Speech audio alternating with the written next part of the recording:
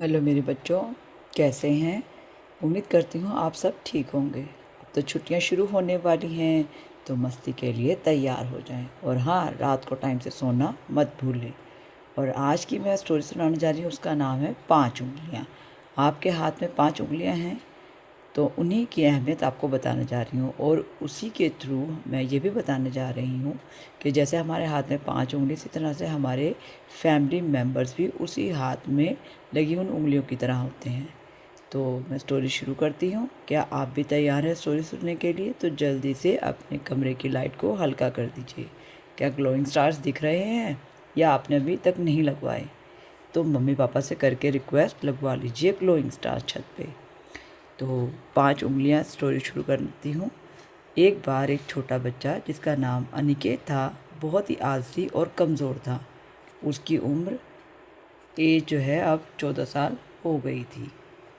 उसकी फैमिली में दादी, मम्मी, पापा, छोटी बहन थे। अब वह 14 साल का था, इसलिए उसके मम्मी, दादी और पापा उसे हमेशा छोटे छोटे कामों में मतलब उसे कहते थे करने के लिए, बताते थे। और जैसे पड़ोस के घर से कोई सामान लाना है या देना है, और घर के पास की मार्केट से सामान लाना है जो उनके नेक्स्ट गली में ही थी, यानी पिछली गली में। और छोटी बहन को होमवर्क भी हेल्प कराना है, और कभी कभी दादी का हाथ पकड़कर मंदिर तक ले जाना है। क्या आप भी ऐसी कोई मदद करते हैं अपने पेरेंट्स की? तो अनिकेत ये करता था। ये ऐसे काम थे जो अनिकेत बहुत मिन्नतें रिक्वेस्ट करने पर ही किया करता था। वैसे तो वो कोई ना कोई बहाना बनाकर हर काम को टाल देता था। थोड़ी देर बात करूँगा कहकर चला जाता, पर कई बार तो सुबह से रात हो जाती। अनिकेत तो जानबूझकर इधर से उधर हो जाता, कभी पड़ोसियों से और कभी घर में। इस वजह से माहौल ख़राब हो जाता। अब तो पूरा परिवार इस बात को सोचने लगा कि अनिकेत को कैसे समझाया जाए कि वह सुधर जाए। एक बार तो मम्मी पापा जब अनिकेत के स्कूल में पेरेंट्स टीचर मीटिंग में गए, तो टीचर ने उसकी शिकायत करते हुए कहा कि अगर अनिकेत अपनी सारी नोटबुक्स कंप्लीट नहीं करेगा तो हम उसे एग्ज़ाम में बैठने नहीं देंगे, क्योंकि उसने तो होमवर्क और क्लास वर्क पूरा ही नहीं किया है। मम्मी पापा ने तभी डिसाइड कर लिया कि अनिकेत को तो अब अच्छी तरह से समझाना ही पड़ेगा। क्या आपके साथ भी कभी कुछ ऐसा हुआ है? सभी ने डिसाइड किया कि क्यों ना अनिकेत को भी वही कहा जाए जो अनिकेत करता है। यानी अब अनिकेत जब भी मम्मी से खाना मांगता तो मम्मी अभी बनाती हूँ कहकर दूसरे काम करने लगती। पापा से जब वह पूछता कि पापा मैं खेलने जाऊँ, तो पापा उसे थोड़ी देर बाद जाना कहते रहे। छोटी बहन से वह पानी मांगता या आसपास रखी चीज़ मांगता तो बहन भी गुस्से में उसको कहती कि करती हूँ, लेकिन काम नहीं करती, उसे वह सामान नहीं देती। एक दिन तो दादी अनिकेत के साथ जब मंदिर गई तो सुबह से दोपहर हो गई।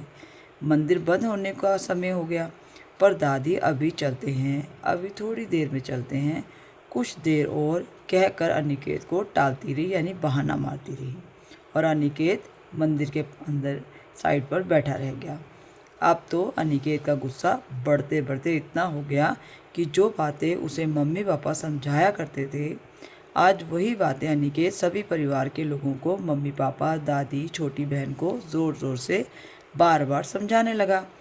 मम्मी ने तो मोबाइल में अनिकेत का यह भाषण रिकॉर्ड कर लिया, लेकिन कुछ देर बाद जब अनिकेत फिर से दिया गया काम टालने लगा, यानी कि बाद में करूँगा कहने लगा, तो मम्मी ने उसकी रिकॉर्डिंग सुना दी। थोड़ी देर बाद पापा ने जब उसे मार्केट से सामान लाने को कहा, तो थोड़ी देर से तो पापा ने इंतज़ार किया, और जब अनिकेत तब भी नहीं उठा तो पापा ने भी उसकी रिकॉर्डिंग, जिसमें वह उन्हें समझा रहा था कि वक्त की अहमियत, इम्पोर्टेंस, समय पर काम करना चाहिए ही ठीक होता है, और हमेशा पहले ही डिसाइड करना चाहिए कि क्या काम करना है, कब काम करना है और कितनी देर काम करना है, हमें पहले से ही पता होना चाहिए। जब यह रिकॉर्डिंग उसे सभी बार बार सुनाते तो अनिकेत को अब सब गलती का एहसास हो गया था। अब वह अपनी सभी काम टाइम से करता और मम्मी पापा की बात भी मानता। इस बार उसे मैडम ने रोल नंबर भी दे दिया, यानी अनिकेत ने अपनी सभी नोटबुक्स कंप्लीट कर ली और जल्दी ही उसका बहुत ही अच्छा रिजल्ट आया। अगर हम सभी काम टाइम से करते हैं, पेरेंट्स की भी हेल्प करते हैं, तो हमारा जो मन है ना वो खुश रहता है और हमेशा आप हर काम के लिए तैयार रहते हैं, प्रिपेयर रहते हैं। और इसी की वजह से आज अनिकेत का इतना अच्छा रिजल्ट आया। परिवार में भी अब खुशियाँ डबल हो गई थी। घर का माहौल भी बहुत अच्छा हो गया था। सभी परिवार के लोग अब खुश रहने लगे, स्वस्थ रहने लगे। अब कोई लड़ाई नहीं करता था, कोई किसी को डांटता नहीं था। हमेशा सभी लोग खुश रहते थे। घर में अब बहस और लड़ाई नहीं होती। सभी काम टाइम से होते और सभी खुशी खुशी काम करते। तो क्या समझे बच्चों? मेरे प्यारे बच्चों, एक हाथ में 5 उंगलियां होती हैं, सभी एक बराबर तो नहीं होती, पर उनमें एक उंगली में भी कोई दर्द हो या प्रॉब्लम हो तो मुट्ठी नहीं बनती। यानी हाथ आप उसको फोल्ड करना चाहें तो उंगलियां फोल्ड नहीं होती। हाथ में ताकत की कमी रहती है, जबकि सभी उंगलियां जब एक साथ काम करती हैं तो बड़े से बड़ा काम कर सकती हैं। और एक उंगली में प्रॉब्लम हो तो दूसरी उंगली पर उसका सारा काम आ जाता है।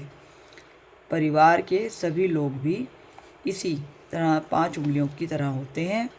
तो मिलजुल कर काम करने से सभी काम होते हैं बढ़िया। यह कहानी मैं करती हूँ अब ख़त्म। अपना और अपने फैमिली का ध्यान रखिए और हाँ, हेल्प कराते रहिए अपने पेरेंट्स की। ठीक है बच्चों, गुड नाइट।